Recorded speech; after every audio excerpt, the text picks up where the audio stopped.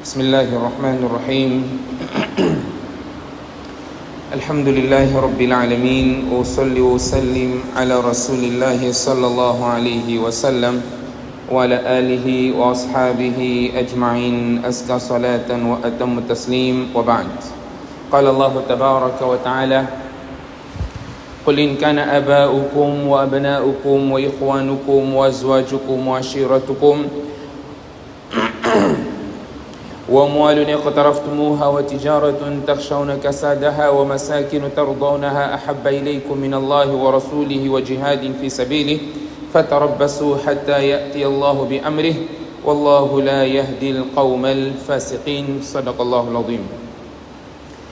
Estimados irmãos, hoje sendo dia importante para o muçulmano, sexta-feira, o dia em que o profeta sallallahu alaihi wasallam deixou algumas recomendações para nós fazermos. Falamos concretamente do Salat al-Nabi. Nós sabemos que às sextas-feiras nós temos em particular, enfatizo, em particular, todos os dias nós temos que fazer Salat al-Nabi. É uma das formas de dhikr que nós podemos fazer e uma das formas que Allah subhanahu wa ta'ala ordenou-nos a fazer Salat al-Nabi.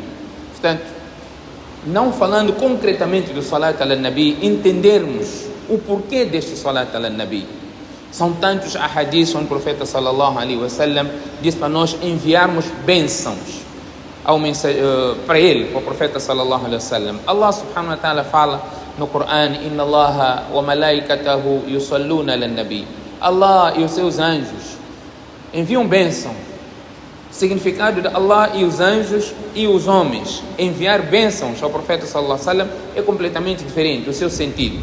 Portanto, Allah enviar bênção é Allah derramar bênçãos ao profeta sallallahu alaihi wasallam. Anjos enviarem bênçãos é anjos pedirem que Allah subhanahu wa ta'ala envie bênção para o profeta sallallahu alaihi wasallam, e os homens enviar bênção ao profeta sallallahu alaihi wasallam é fazer salat e salam o profeta sallallahu alaihi wasallam. O Coran diz isso: Ya ayyuhalladhina amanu sallu alayhi. Ó fiéis, enviem bênçãos para o profeta sallallahu alaihi wasallam. Há tantos benefícios nisso. O profeta sallallahu alaihi wasallam fala de intercessão. Estimados irmãos, intercessão é uma das maiores dádivas que este umma pode usufruir do seu Nabi. Um dia de aflição total.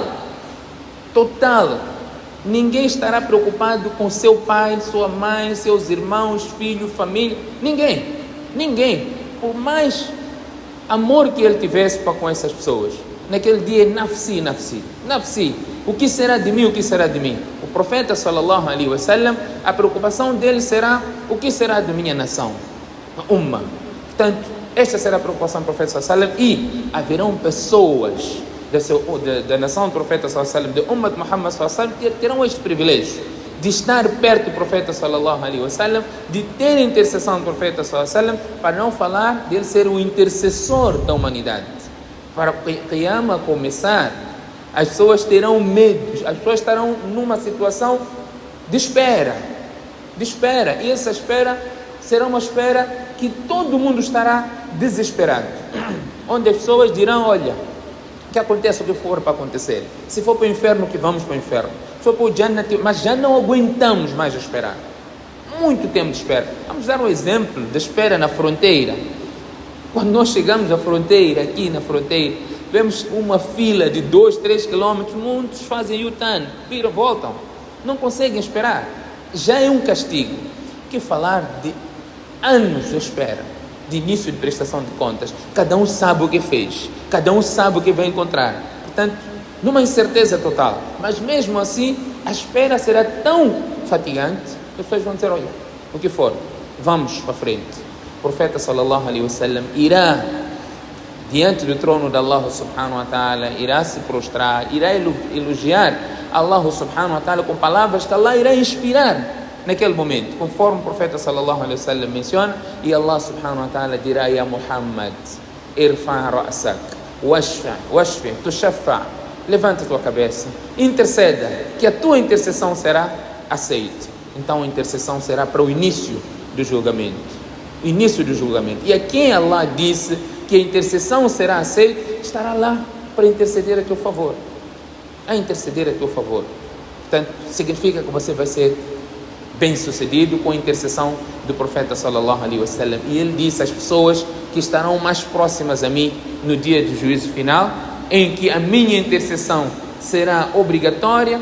Para essas pessoas são aqueles que mais bênçãos, salat e salam, enviavam para mim. E o pedido do profeta sallallahu alaihi wasallam, o único para o Ummah, conforme temos dito, é nos enviarmos salat e salam. É o único hadith onde o profeta sallallahu alaihi wasallam pede ao seu Ummah algo para seu próprio benefício. Não é em troca de nada, não é em troca de algum bem. É só enviar salat e salam ao profeta sallallahu alaihi wasallam. E ainda diz, quanto ao adhan, o dua que nós fazemos depois do adhan, ele diz, no dia de Qiyamah, Allah reservou um lugar específico para um dos seus servos, lugar mais alto, para um dos seus servos. Portanto, peçam a Allah subhanahu wa ta'ala para que este servo seja eu. Allah disse a ele que seria o lugar dele, mas a humildade de Muhammad sallallahu alaihi wasallam, peçam Allah para que este lugar seja dele, de Muhammad sallallahu alaihi wasallam. Então o profeta sallallahu alaihi wasallam disse, depois do adhan, nós dissemos, ati Muhammad al-wasila wal-fadila wab'athuhu al-maqam al-mahmuda alladhi wa'adta. O profeta sallallahu alaihi wasallam, aquele que fizer, este é um pedido do wasila que nós fazemos ao profeta sallallahu alaihi wasallam, o lugar, não é, específico, este maqam al-mahmud, este lugar privilegiado.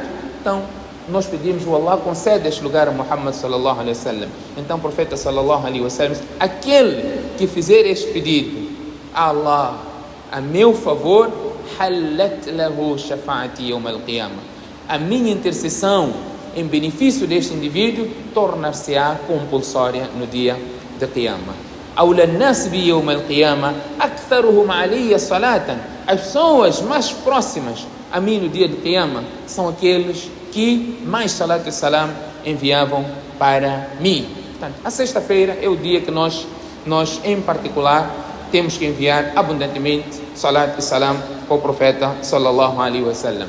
Não só o profeta sallallahu alaihi wasallam é um ser, um profeta, não é? Um mensageiro de Allah, uma criatura de Allah subhanahu wa ta'ala mais querida.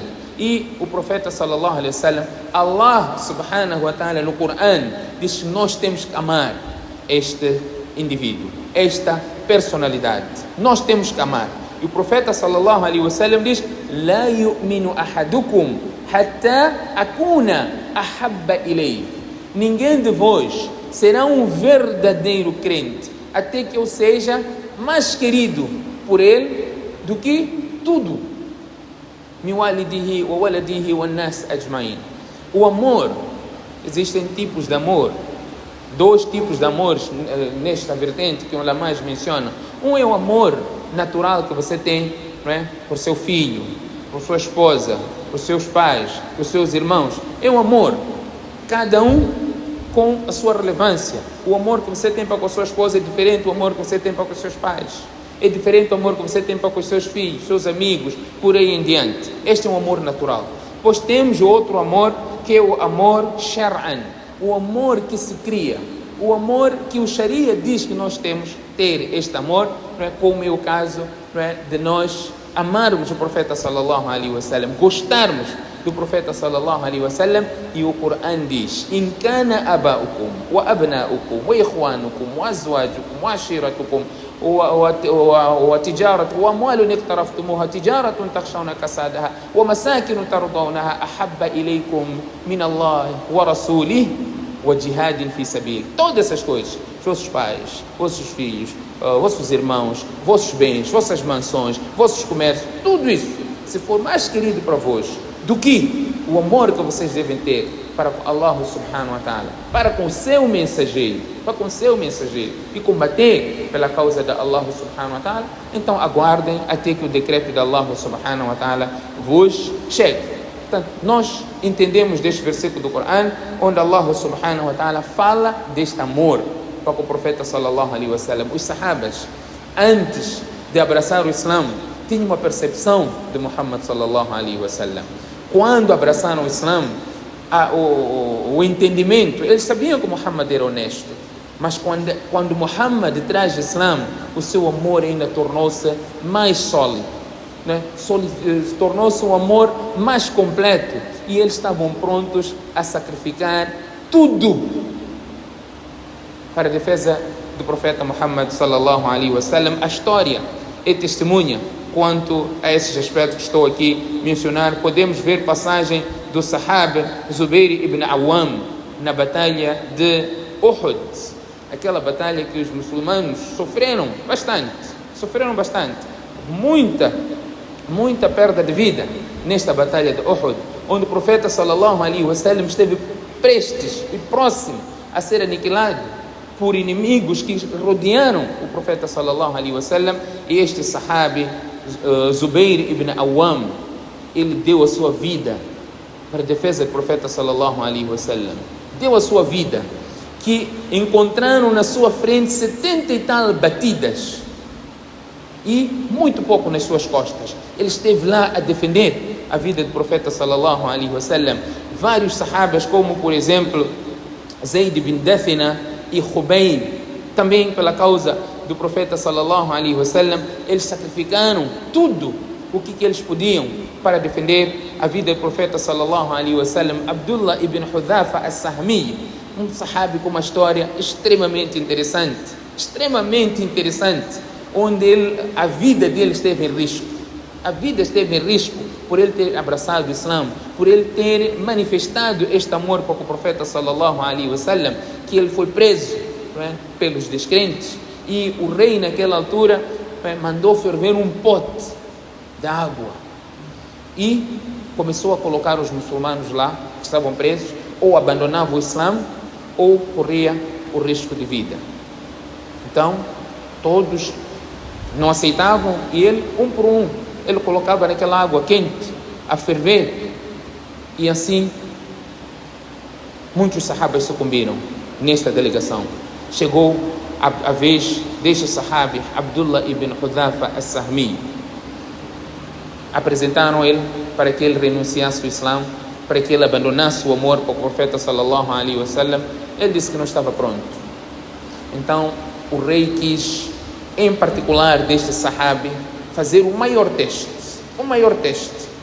disse para os seus arqueiros: pendurem este homem num sítio alto e lancem as flechas, mas não lhe atinjam. As flechas devem tocar de lado, para ver o medo dele, a situação dele. E os arqueiros fizeram isso, começavam a lançar as setas que tocavam dos lados, e depois disseram: olha, você teve sorte, você tem a última chance, aceita abandonar a religião de Muhammad, o amor pelo Muhammad sallallahu alaihi wasallam, ou nós vamos te colocar neste pote também de água quente, onde outros sahabas foram lá colocados. Uma passagem autêntica está no livro de história, e isso até foi no khilafa de Umar ibn al-Khattab radiyallahu anhu. Portanto, ele disse que ele não estava pronto. Então o rei ordenou: peguem este também, coloquem neste pote. Ele começou a chorar. Quando ele estavam a levar para lá, ele começou a chorar. Então o rei disse: tragam de volta. Por que está a chorar? Ele vai voltar para trás, ele vai recuar, por isso que ele está a chorar. Então trouxeram. O rei disse: agora renuncie o Islã, renuncie este amor que tu tens para Muhammad sallallahu alaihi wasallam. Ele disse: não, eu não estou pronto a fazer isso. Então por que você está a chorar? Qual é o medo que você tem? Ele disse: não se trata de medo, não se trata de medo. É que eu lembrei, eu só tenho uma vida, tenho só uma vida. Se eu tivesse número de vidas equivalente aos meus cabelos, eu estaria a dar uma por uma. Eu não estaria pronto a renunciar, muito menos a abandonar o amor que eu tenho para Muhammad sallallahu alaihi wasallam. O rei viu e disse que o que adianta eu tirar vida do indivíduo como este? Só quer, vamos fazer um pacto. Não é? Você simplesmente beija a minha testa, reconhecimento da minha posição, não é? Eu vou, em troca disso, eu vou manter vida os restantes dos teus companheiros. Então ele, olhando para aquilo que era um interesse maior da coletividade, ele aceitou fazer isso. Depois eles foram libertos. Quando eles voltaram para Amir al-Mu'minin Umar ibn al-Khattab, Umar ordenou a delegação toda, depois de ouvir essa história: se levantem, todos vocês vão beijar a testa deste homem. Pelo sacrifício que ele fez, pelo teste que ele passou, o amor patente nos companheiros do profeta sallallahu alaihi wasallam. E não era uma pessoa normal, obviamente, era uma pessoa, quando eu digo normal, era um bashar, era humano, como nós, como o Corão próprio diz. Allah diz: "Qul innama ana basharu mithlukum." O profeta sallallahu alaihi wasallam era um humano como nós. Allah está a dizer, a diferença, yuha ilayya. Esta era a única diferença que existia, não é? Ele era humano, ele tinha seus sentimentos, era uma pessoa que tinha suas necessidades, como qualquer um humano tem. A diferença estava na revelação que Allah subhanahu wa ta'ala fazia descer. Portanto, este ser tinha muitas especificidades que mostravam a sua proximidade diante de Allah subhanahu wa ta'ala. O hadith diz: Muhammad sallallahu alaihi wasallam já era Nabi enquanto Adam, ala nabiyina wa alaihi salatu wassalam, estava entre a água e a terra. O que isso significa? Adam foi feito de barro. Barro tem junção da água. Portanto, nesta mistura, para se moldar Adam, conforme Allah fez com as suas próprias mãos, o profeta sallallahu alaihi wasallam, eu já era Nabi. Já era Nabi como? Se Adam foi o primeiro homem. Já era Nabi porque a criatura de Allah, Allah criou as coisas, Allah ordenou, Allah escreveu as coisas, não é? Muito antes da criação dessas coisas. Portanto, o Nabi Muhammad sallallahu alaihi wasallam já estava lá no registro de Allah subhanahu wa ta'ala, que seria o Nabi e que seria a melhor criatura de Allah subhanahu wa ta'ala. Nós vamos encontrar em vários momentos do Corão, quando Allah fala de Muhammad ser misericórdia para a humanidade, em tudo de errado que ele encontrou depois de se tornar Nabi, ele fez o maior esforço para mudar a sua sociedade para aquilo que era melhor. Vamos dar o exemplo, falamos aqui, quando estamos a falar de Surat An-Nur, o Corão, o Islã, sempre foi em prol de acabar com a escravatura. Era o maior bem que existia, a maior forma de comércio, a escravatura. O profeta sallallahu alaihi wasallam veio e aos poucos foi eliminando a escravatura, mencionando virtudes de libertar escravos. O Islã fez isso. A mulher não tinha direito, não tinha nenhum direito. O profeta sallallahu alaihi wasallam veio e falou que elas têm direito. Elas eram consideradas como se fossem bens normais, por isso que elas eram herdadas. O que isso significa? Significa se um pai, por exemplo, tivesse uma esposa, um homem tivesse sua esposa e ele tivesse filhos num casamento anterior que não fosse com essa esposa, se este pai morresse, o filho tinha como direito de herdar a esposa do seu falecido pai como se fosse um bem. Allah subhanahu wa ta'ala condenou isto, erradicou isso através de Muhammad sallallahu alaihi wasallam. O divórcio não tinha limite. A pessoa podia divorciar o número de vezes que quisesse. A pessoa podia reter a mulher, mesmo sem ter qualquer interesse com aquela mulher, e não divorciar ela só para lhe prejudicar. No Jahiliya era assim. O profeta sallallahu alaihi wasallam veio, condenou, mudou isso. A pessoa podia, no Jahiliya, andar com mulher, o número de mulheres que ele quisesse, a que mais lhe agradasse, ele tinha a opção de casar ou não. O profeta sallallahu alaihi wasallam veio e erradicou, eliminou estes tipos de comportamentos errados. Portanto, o profeta sallallahu alaihi wasallam desde pequeno já haviam várias indicações que ele seria Nabi. Quando ele viajasse naquele sol ardente de Meca, haviam nuvens a cobrir, não é? E a história testemunhou isso, onde ele, Buhaira, um padre, testemunhou a ver um indivíduo a vir que a sombra lhe acompanhava, aprofundou, conversou com a pessoa com quem ele estava, se apercebeu que este não era uma pessoa qualquer, era um mensageiro que as escrituras já faziam promessa, que era Muhammad sallallahu alaihi wasallam. Os animais, depois de ele se tornar Nabi, antes de tornar Nabi, existem passagens da história que cumprimentavam o profeta sallallahu alaihi wasallam. Obviamente, isso era a narração dele, que ouvia o que outras pessoas não conseguiam ouvir, que a história também menciona. Assalamu alaikum ya Rasulallah. O hadith em que o profeta sallallahu alaihi wasallam teve um camelo, veio lacrimejando diante do profeta sallallahu alaihi wasallam, onde ele se apercebeu a queixa deste animal que o dono do animal dava muito trabalho ao animal e quando se tratasse de alimentá-lo era muito restrito. Portanto, este animal esteve a queixar ao profeta sallallahu alaihi wasallam e o profeta sallallahu alaihi wasallam diz: "Ittaqillaha fil bahaim alladhi la yatakallam." Temam Allah naqueles animais que não falam. Os animais não falam, os animais não falam, não conseguimos entender a sua fala. O profeta sallallahu alaihi wasallam diz: temam esses animais. Eles não conseguem falar, não conseguem dizer a ti acerca da tua injustiça. Você vai ter que prestar contas a Allah até nesses animais. Portanto, está aqui direito dos animais. O profeta sallallahu alaihi wasallam veio e deu todos esses direitos. Vamos ver que Allah subhanahu wa ta'ala, de tantos exemplos que eu tenho aqui para mencionar, Allah subhanahu wa ta'ala, como o Criador absoluto de tudo, chamou os seus mensageiros da maneira como nós chamamos qualquer nosso subalterno, com o seu próprio nome. Quanto a Muhammad, Allah não chamou Muhammad do seu próprio nome. E Allah proibiu os seus seguidores de chamar Muhammad pelo seu próprio nome. Falamos aqui, alguém se lembra? Qual é este versículo? لا تجعلوا دعاء الرسول بينكم كدعاء بعضكم بعضا. Não chame. O chamamento a Muhammad sallallahu alaihi wasallam não pode ser como um de vós chama o seu amigo, como vocês se chamam entre vós. Allah não chamou assim ao seu profeta Muhammad sallallahu alaihi wasallam. Allah chamou Ya Adam, Ya Nuh, Ya Ibrahim, Ya Lut, Ya Daud, Ya Musa. Os profetas foram chamados desta maneira: Ya Zacaria, Ya Yahya, Ya Isa ibn Maryam.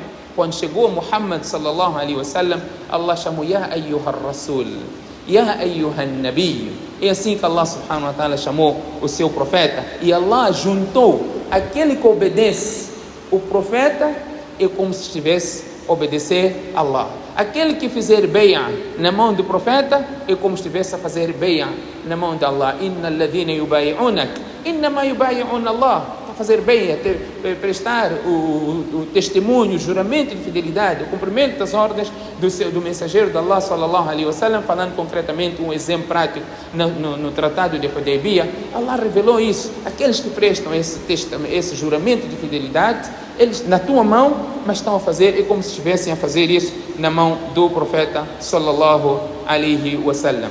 O Corão está repleto de exemplos similares e Allah diz, né, o amor a Allah, o profeta sallallahu alaihi wasallam, Allah igualou o amor ao profeta sallallahu alaihi wasallam. Se você ama o profeta sallallahu alaihi wasallam, é porque você ama Allah. Qul in kuntum tuhibbuna Allah. Se vocês amam Allah, fattabi'uni, sigam-me, yuhibbukum Allah. Allah subhanahu wa ta'ala irá de facto amar a vós por seguir e amar ao profeta Muhammad sallallahu alaihi wasallam. Allah diz: "Wa man ya'sillaha wa rasula." Aquele que desobedecer a Allah e desobedecer o seu mensageiro, Allah comparou aqui, pois, não é? A posição elevou, que nós temos que cumprir o que Muhammad sallallahu alaihi wasallam diz. Portanto, aquele que desobedecer o Muhammad, o man ya'sillaha wa rasula, aquele desobedecer a Muhammad é como se estivesse a desobedecer Allah subhanahu wa ta'ala. Allah diz: "Istajibu lillah wa lirrasul." Aceitai o chamamento de Allah e do mensageiro de Allah sallallahu alaihi wasallam. Era considerado harisun alaykum bil mu'minina raufur rahim. Raufur rahim são atributos de Allah. Allah aqui fala, Muhammad tinha esta qualidade para com os crentes, não é? Afetuoso, não é? Compaixão para com as pessoas que abraçassem a religião e seguissem os ensinamentos de Muhammad sallallahu alaihi wasallam. Allah defendeu a Muhammad sallallahu alaihi wasallam, não é? Quando as pessoas chamaram, não é, de mágico, chamaram de louco, Allah subhanahu wa ta'ala no Corão defendeu: "Wa ma sahibukum bimajnun." Este companheiro vosso não é louco. Quando chamaram de um poeta, Allah subhanahu wa ta'ala diz: "Wa ma 'allamnahu ash-shi'ra wa ma yanbaghi lahu." Nós não ensinamos ele a poesia, nem sequer é adequado para ele se tratar de um poeta. Quando disseram que Muhammad sallallahu alaihi wasallam inventou este Corão, Allah subhanahu wa ta'ala defendeu em honra de Muhammad sallallahu alaihi wasallam: "Wa ma kana hadha al-Qur'an an yuftara min dunillah." Não foi Muhammad que inventou e nem sequer é adequado que este Corão fosse inventado por qualquer ser, e Allah desafiou quem duvida, quem não acredita, que traga um só versículo similar ao Corão. São vários exemplos. Queria hoje, como um dia que nós enviamos bênçãos, incentivado a enviar bênçãos a Muhammad sallallahu alaihi wasallam, só entendemos quem era este nosso Nabi. Este Muhammad, quando nós ouvimos o seu nome, com maior humildade, com amor e entusiasmo, enaltecemos o seu nome, enviamos bênção e dizemos sallallahu alaihi wasallam. Portanto, foi uma criatura muito querida por Allah subhanahu wa ta'ala, e como um Nabi que Allah subhanahu wa ta'ala tanto gostou e gostava dele, portanto nós temos esta obrigação de enviar salat e salam, bênçãos para ele. E o profeta sallallahu alaihi wasallam, quando nós assim fazemos, enviamos uma vez, Allah envia 10 bênçãos para nós. Allah é que envia essas bênçãos para nós. Portanto, são momentos, horas que nós precisamos, ou que se precisa, para falar da biografia deste indivíduo, desta misericórdia da humanidade. Portanto, recordar aqui aos irmãos a importância de nós enviarmos salat e salam. Para terminar, um hadith em que o sahabi pergunta ao profeta sallallahu alaihi wasallam: Ya Rasulallah, kam aj'alu min salati alayk? Em outras palavras, quanto dua, quanto salat e salam eu tenho que fazer para ti? Quanto? O profeta sallallahu alaihi wasallam disse: quanto tu quiseres. Então ele diz: eu vou fazer 1/3 do meu dua, ou 1/4 do meu dua, vou ficar a fazer salat e salam para ti. O profeta sallallahu alaihi wasallam disse: é bom, mas se aumentares, será bom para ti. Ele disse: ok, eu vou fazer 1/3. É bom, se aumentares, será bom para ti. Eu vou fazer metade do tempo que eu tenho para fazer meu dua, metade eu vou ficar a fazer salat e salam para ti.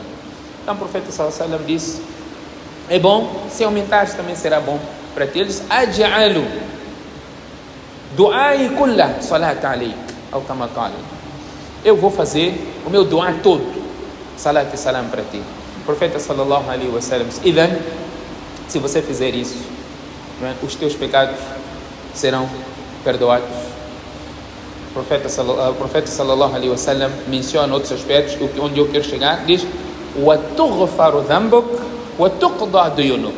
Não só, até as tuas dívidas serão liquidadas por enviar salat e salam ao profeta sallallahu alaihi wasallam. Portanto, de facto, o avarento é aquele que o nome de Muhammad sallallahu alaihi wasallam é mencionado, ele não tem a ousadia de enviar o salat e salam para o profeta sallallahu alaihi wasallam. Que Allah subhanahu wa ta'ala conceda a todos nós o tawfiq. Subhanakallahumma bihamdik, nashhadu an la ilaha illa ant, nastaghfiruka wa natubu ilayk.